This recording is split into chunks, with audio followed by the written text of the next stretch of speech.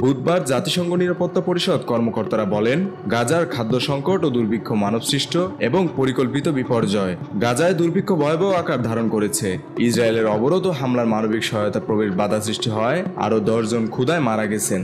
জাতিসংঘের হিসাব অনুযায়ী যুদ্ধ শুরুর পর থেকে ক্ষুধাজনিত মৃত্যু বেড়ে দাঁড়িয়েছে 313 জনে, যাদের মধ্যে 119 শিশু।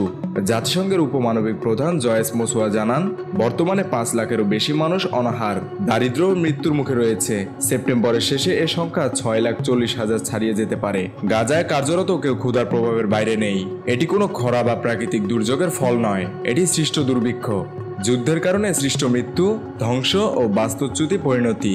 এদিকে যুক্তরাষ্ট্রের প্রেসিডেন্ট ডোনাল্ড ট্রাম্প বুধবার ওয়াশিংটনে সাবেক ব্রিটিশ প্রধানমন্ত্রী টনি ব্লেয়ার ও সাবেক মধ্যপ্রাচ্য দূত জ্যারেড কুশনার সহ শীর্ষ কর্মকর্তাদের সঙ্গে যুদ্ধ পরবর্তী গাজা পরিকল্পনা নিয়ে বৈঠক করেছেন। ট্রাম্প সম্প্রতি বলেছেন, 2 থেকে 3 সপ্তাহের মধ্যে গাজায় যুদ্ধের সুনির্দিষ্ট সমাপ্তি আশা করছেন। যদিও যুদ্ধবিরতির আলোচনায় তেমন কোনো অগ্রগতি দেখা যাচ্ছে না, বৈঠকের বিস্তারিত তাৎক্ষণিকভাবে জানা যায়নি।